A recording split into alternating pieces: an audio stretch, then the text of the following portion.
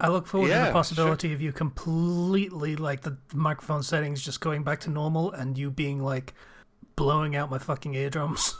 I'm really hoping that doesn't happen. We'll see how that goes. Every word I'm speaking scares me. Freaking everything is gonna break. Yeah, and you need to be very careful with where you are in terms of your microphone, so I can one hear you and two, the you don't clip the audio. Yep. So weird. Also, uh, yep, you are audience. You are probably hearing a very high pitched chirping sound. That is my fucking smoke alarm.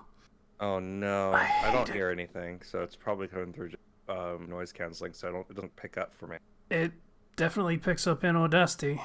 Well, unfortunate. Hmm. The sound is just not with us. Oh, um, it's been a week. Things have happened, It's been definitely. multiple weeks. It's been a few weeks. Um, there was oh man, actually I have more to talk about now. Yeah, feel free to move up a little Um, bit. okay, yeah. So, it's Father's Day. I got my dad some Father's Day presents, including a big old chef's knife that says "Best Dad" on it because he likes cooking. Hmm. He really loves that. And yeah, no, that was just a nice time with some family, and we got to have my cousin and my uncle over like this past week, and I played some Mario Kart World with him, and that game's just really good. Like I'm starting to understand some of the pathways because they're kind of weird. Some of the shortcuts because there's the new feature that allows you to jump and then grind on rails or walls.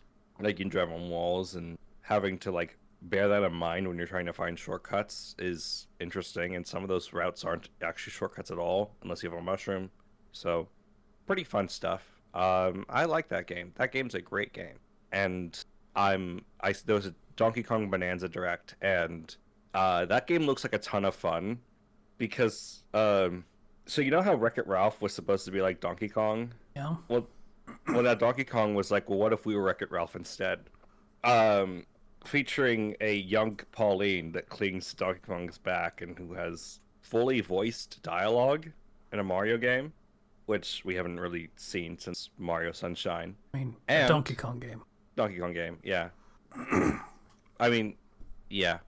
It's kind of weird because, anyway, last time Pauline appeared was in Mario Odyssey, so it messes with my brain a bit.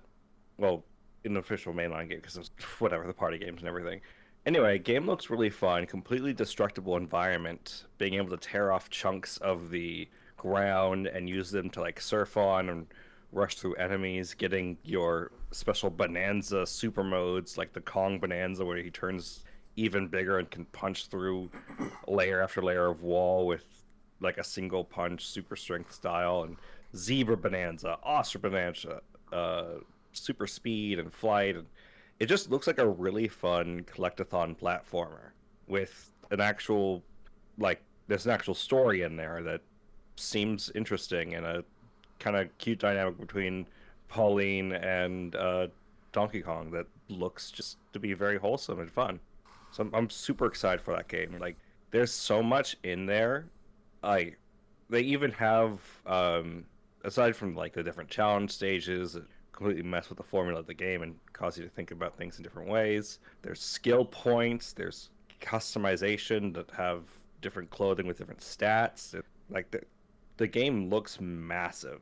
Like they put a ton of money and effort into this game. It feels like DK's Breath of the Wild moment, you know? Okay. Super excited. Yeah, it comes out next month. I'm very happy and excited for that. Um, I also uh, I saw the Minecraft movie the other day for the first time. Okay. Uh, yeah, because I have my little baby nephew, and then my cousin was over, so my family threw it on, and you know, it's not that bad, honestly. Mm. It's not great, kind of carried by Jack Black being there and making everything that he says like a meme, but it's an okay movie. It starts with a whole voiceover from Jack Black talking about how when he was a child he yearned for the mines. Um, but yeah, it's just a silly kids movie. I enjoyed it. I also, I guess, to continue talking about some game stuff. I beat Tears of the Kingdom again on the Switch 2. The Legend of Zelda Tears of the Kingdom. Played through that entire game in 60 FPS. Fell in love with that game again and the various different things that you can fuse together. Even like creating my sort of death plane that has lasers and cannons that rains down upon the moblins and bokoblins as I fly over them. Just had a lot of fun with that. I kind of just disappeared into that game for like a week of just wanting to go through it again and find things in there that I hadn't found before. And I found a lot to be surprised by, entire quests and stuff that I missed. So, game's still really fun with a lot of thought and effort put into it. And the last thing would be Claire Obscure. I started playing that, Expedition 33. That is one I want to. I had to update my graphics card first because I spent too much of that game in the settings trying to make it so that the frame rate actually works the way it should be. But after the graphics card update, it seems to be running smoothly now, which is nice and looks good. That game has a really interesting premise in a world that has some really interesting world looking forward to getting more into, where you're in this town and you can see across the ocean painted on some giant like tree or object or something 33 or 34 initially, and every year it counts down, and the game starts with it being the counting down from 34 to 33. There's something going on called a gamage where at the beginning of the game, everybody who is 33 years old, when that countdown goes from 34 to 33, they just straight up like die. Super dire world. I think the countdown might be like the max age of what people can be. I'm not sure, but Expedition 33 is trying to go stop this individual called the Paintress, which is the one who's changing that clock and apparently responsible for all the world. The combat's really fun. It has turn-based mechanics, but it also has a dodge and parry built. So you can choose to dodge or parry every single attack. And timing is looser on the dodge, but the parry, if you parry everything, you get the counterattack, which is really awesome. Very Mario RPG style games type thing. Yeah. I really like that. It's really fun. It keeps the combat very active. You can also just pull out a gun and aim it at certain weak spots on enemies, which is really fun, and all sorts of mechanics built up. And it has kind of like Dark Souls-esque flasks. Whenever you rest at a sort of a kind of a rest point, they refill, and you can use one of these flasks to heal your entire party to full between battles. And you get extra experience if you finish battles without taking any damage. It's a lot of encouragement for, being smart with your dodging and your parries, because the enemies hit hard. It's a really good game. Very beautiful graphics. It's very French. But we don't have to hold that against it. The main character you play as is Gustave, and he seemed like an interesting character with the things going on. I'm really excited to get more into this world and learn what's going on. I only started it recently, so I'm not that far in. But after I Tears of the Kingdom, I was like, man, I want to go play Claire Obscure. And so that's what I'm doing. Yeah, can't think of anything else, though, that really my time. If you got anything... This is going to be a short episode, goddamn. Yeah. Yeah, so the saga of me dealing with the stuff that happened last month, that continues. Someone managed to sign me up for someone else's Patreon at the beginning of this month. Oh. Yeah, to the tune of $20, which, that was interesting. Something called Explorant, I think. I think it's something to do with Valorant, from some Googling. But yeah, so I was kind of expecting a notification from my bank anyway at the time. So I was like, oh, is that thing that I've been waiting for? And check my phone. And, oh, no. Someone is making me pay for something I don't want. Okay, need to sort that now. and I have since, I believe, but I'm not 100% sure, have since secured my Patreon account. So that's nice. That could have gone really badly. Glad that's sorted. Well, we'll see. Jury's still out. And because I spent so much time faffing about with Patreon, I looked into one of the things I am a patron of for the first time in a while, and that would be Suede, the I want to say still YouTuber, but he doesn't upload much on YouTube anymore because ShowPro, the company that does the Pokemon anime, are awful. Mm-hmm. Yeah, remember the Totally Not Mark thing with Toei just slamming their feet into his face over and over again? It was kind of like that. So, yeah, well, kind of like that, only instead of like the usual YouTube takedown thing, it was them sending a cease and desist and also suing him in Japanese court. So that was a thing. So he has since moved away from putting his stuff up on YouTube and is instead using the new-ish Patreon video service that they do now, where you can just upload videos direct to Patreon. So shitty companies can't interfere as easily. Okay. So he's been doing like Pokemon episode reviews from the beginning. He started that in like 201 something. 2016, I guess. I've forgotten. And just going through, and he is, I think it's episode 222 at this point, and just going through and picking out which ones are just sort of actual legitimate gems in terms of like story content and stuff like that, and which ones are just the opposite to the point of maybe having some harmful messages. And that's been pretty fun to catch up on that. He's got like full marathons of different seasons just in one big video, so I can just have that on in the background. It's several hours listening to reviews and things. That's my background stuff now, is writing criticism and stuff like that. That's mostly all I've done. Like they did the Bloodstained sequel announcement, and so I have been playing Bloodstained again, and that's cool. That's still a good game. Still a good game. Might be tempted to go back to that later. Yeah. Oh, one more thing I remembered. Okay. I'm sorry, what did you have more to share? Not really. Okay. New episode of the Amazing Digital Circus came out. Oh God, you're right. right. That was really fun. Yep, that happened. Did you see it? Oh yeah. I thought it was just a fun, enjoyable episode that gave us some character insight that was kind of needed for some characters. Yeah. It still remains that the writer really expects us to not like Jax, and it continues to not be the case. Like, yeah, he's weird, but everyone's fucking weird. He's gone a little crazy. Everyone's gone a little crazy. He's kind of violent, I guess, but everything is cartoony and nothing actually hurts them. Like that's kind of the point. He's just kind of adapted to what the world is.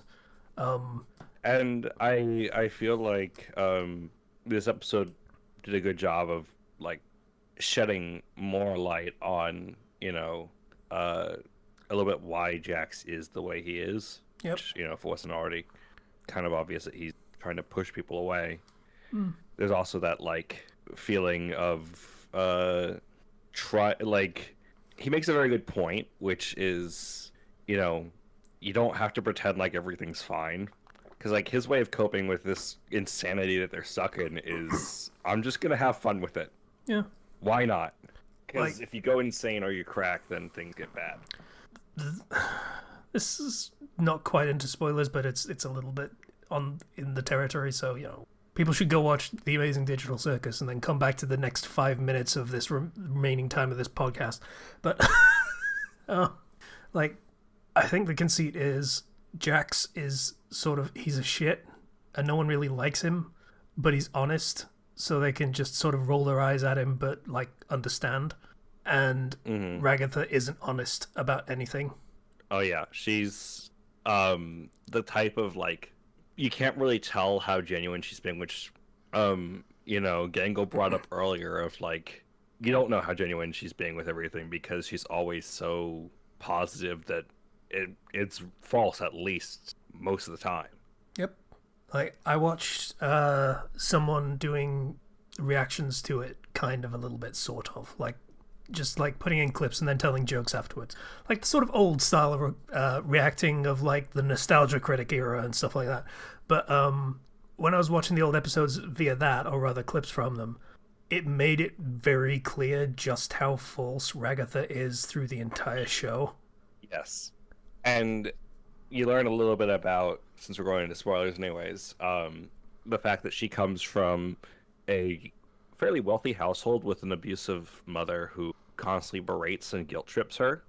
And you can see where she gets the idea of, I have to be positive, everything has to be fine, nothing can be wrong. Child of a nice narcissist kind of thing. Yeah. Yes. And it's like very hard for her to fight against that without it just bursting out and like her shouting at somebody. Yep.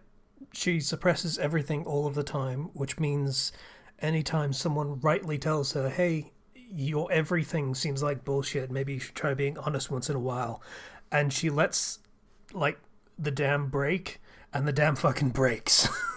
Just completely. So that also ends up looking off-putting, and so she snaps shut again. She's so pent up, she can't actually filter things in a natural way. It's all or nothing. And because of that, either way, she's kind of unpleasant to be around. Mm-hmm. And worth noting, the first 6 episodes are all focused around an individual character. And then the last 3 episodes are a secret, because there's 9 episodes for this first season. Oh, I thought it was going to be 8. Nope, 9 was confirmed. It has been said that Jax is going to do something that is going to make us hate him, and he's going to be unforgiving. And I feel that's kind of not true, because honestly, for me to completely hate someone, I have to find it completely impossible to understand them. Yeah.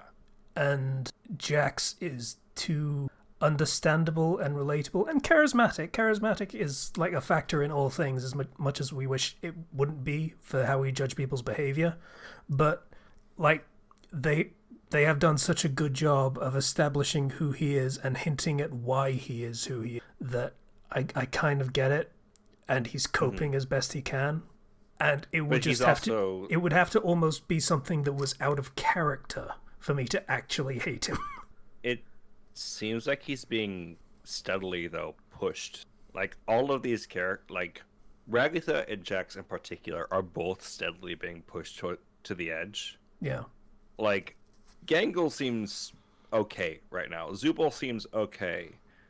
Kinger's not okay, but he's okay in his not okayness. Kinda, yeah. Just sort of, he's completely unstable, but... Well, the thing is, we don't actually know what makes someone unstable in the direction of abstracting. We know it can happen, but we haven't seen it happen or why. The only hint that we have is that Kaufmo the Clown desperately wanted to escape and find an exit, and that's what led to the spiral. Not only that he wanted to, but that he did see an exit. Yes. And, yeah... So it has to be so bad that you want to leave enough to see exit. I mean, he did though. That was the thing. He did actually see an exit. I'm not sure if that's the same exit. But maybe. No, that was the thing. It was like the first episode was like, yeah. Kane left an exit around that just sort of showed up sometimes, and that was from the day before Pomni showed up. Oh, yeah, you're right. Yep. So he did actually see an exit, and either that might have been the trigger then. Made him so unstable, or he was already unstable, and then just that bit of gaslighting of, there's no exit, I don't know what you're talking about, kind of thing, just sort of pushed him over the edge. We don't really know. But also, if you pick up what the others were saying about him, nobody was laughing at any of his jokes. Ragatha even admits she was fake laughing at his jokes. Yeah, I mean, that's just Ragatha. Right, but, like, the other characters also comment on that it seems like he was actually like pretty isolated socially, which could be another possible, a contributing factor for that. So I don't know. Maybe with everything happening to like, maybe either like one of them, I feel like is gonna get pushed over the edge. Yeah, that is up basically the ticking time bomb that we've been waiting for since episode 1. isolating or self-isolating. Yeah, who is going to go? If I had to guess, and this would be the predictable answer, and I would be a little bit disappointed if this is the case, it's going to be Ragatha and it's going to be Jax that pushes over. Mm-hmm. It does feel like Ragatha is barely holding. Yeah. And I guess if Jax is something unforgivable causing.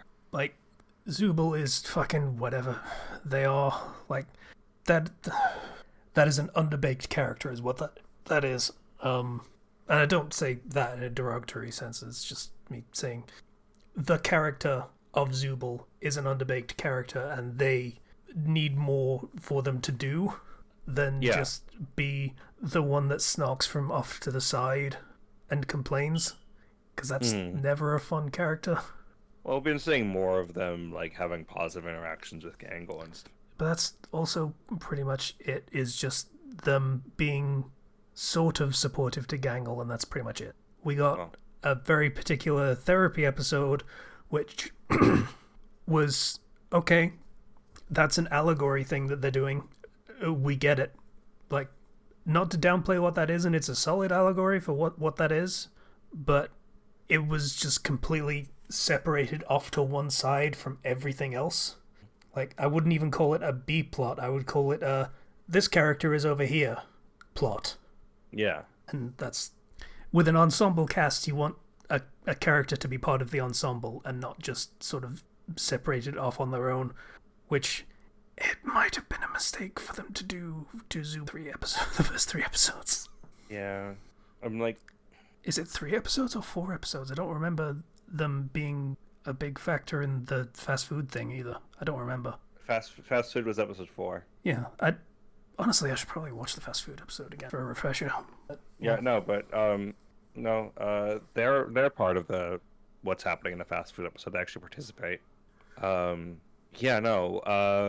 like episode 3 was the Kinger episode. 4 was the Gangle episode. I'm not sure whose episode it is to be for episode 2, to be honest.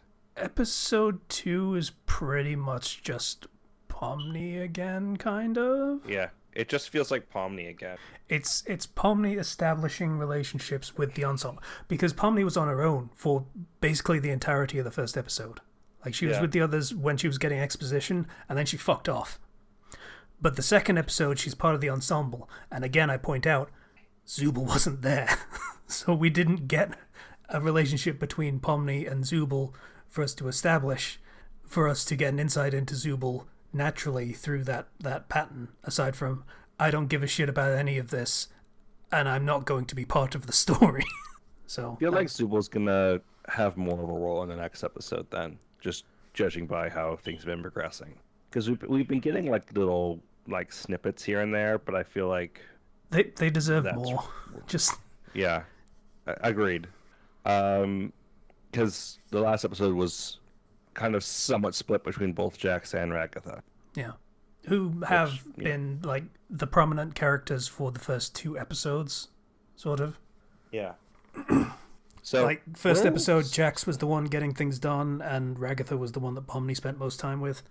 Mm-hmm. So they've sort of taken sort of the 2 prominent characters alongside Pomni in that sense, because they've always been there and always gotten some of the focus. Well, I look forward to the next episode. I liked the different like swapping of different, like, in some cases art styles, in other cases just color and direction for the different little mini adventures. Yeah, it was good stuff. I enjoyed that. It was fun, and it was just a nice way to kind of change things up, and I'm enjoying the show. I'm really looking forward to what happens next. I like in the anime where Jax is like, see, Gangle was one of them losers, and Pomni's like, you threw me out of a truck. Like, oh god, The one thing was just fucking deranged. The very first one of Jax's wildlife hunt. Mm-hmm. Hunting a fucking quote-unquote rhinoceros, and it's just fucking Gangle just looking so done with this shit. It's just so weird and deranged. Followed up immediately by President Pomney. You didn't get the brief? That was fun. Yeah. Yeah, no, it's pretty fun show. I think, like, again, I don't really have much else to speak of. Evil Pomney was great. Oh, yeah, Just yeah. Evil Pomney. Like Evil Pomney gave Laura Bailey as the boss from Saints Row 3 vibes. Evil Ragatha went full, like, psychotic Ojo style, and I loved it. And then no Gangle because Evil Oarsman instead. Yeah. Coach Dictator. That's still a good show. Yeah. Like, It's one of those shows where if it keeps up the quality and ends strong, that's probably going to be an internet touchstone for like a generation. I don't think I ever mentioned that. I might have. That I went back to watch one of the other shows that Glitch produces, Murder Drones. Yeah, I've heard not great things. It's weird. Yeah, that is one of the not great things I've heard about that. Because sometimes it feels like I missed an episode going like chronologically, and I'm like, why are we here now? And it tries to do like serious storytelling, but it too often like goes straight into just silliness territory. So it's hard to take things seriously when it wants to be serious. But I mean, you know, it wasn't the worst. It was just kind of weird. And from what I've been saying, the Amazing Genius in general has been much better and has a very clear vision behind it. Yeah, I mean that's a different production team anyway, so that is how that is. Like Glitch is just yeah. I guess you could say the production side. Yeah, it's Gooseworks that's making TADC. The publishing, I should say, not the. Yeah. Which credit to Glitch anyway, because they've been doing great stuff and they hit the ground running when it came to like, okay, we have a really really big hit. Let's get some shit going. Let's get the merch doing all the merch stuff that we need to do, and playing it right. Like, hey, we're doing merch. Awesome. Most of the money is just going to fund the projects. That's it. So, yeah, I have bought some merch. I've been tempted. I've not. I might though. We'll see. I've been in the nice state of, for once in my life, having enough of just I have enough money to do things like that, just like, oh hey, that's a cool. I think I'll buy that. Yeah. Also on the mic. Sorry, yeah, I'm trying to. Like, I bought myself a big old blue shell pillow for my bed to remind myself of what I encounter. But it's also just a design. I've always liked the blue shell design. Okay. Yeah, no. Aside from all that, just my little baby nephew toddling around and saying more words, and he's real funny. So life is life. It's summer. I'm a teacher. I don't. It's an episode. I think that's all we got. I think that's all we got. Honestly, like, I'm on the microphone. I'm trying. Yeah. I'm trying. The precision is so precise. I can't move at all. Let me clarify this for people. This episode was recorded. Like, I'm gonna try and normalize the levels for this thing, but yeah, Zero is like just peaking his audio constantly, yet also quiet to the point where he is at 200% audio in Discord right now. It's weird. I don't know what's going on. Anyway, that's episode. Unless you got anything. No. Everybody have a great week. Yeah. Discord link in the description. Patreon link in the description. Buy Zero a better microphone. I'm kidding. This was an expensive microphone too. Yeah, yours is probably more expensive than mine is. I know it's. Bye, everybody. Bye.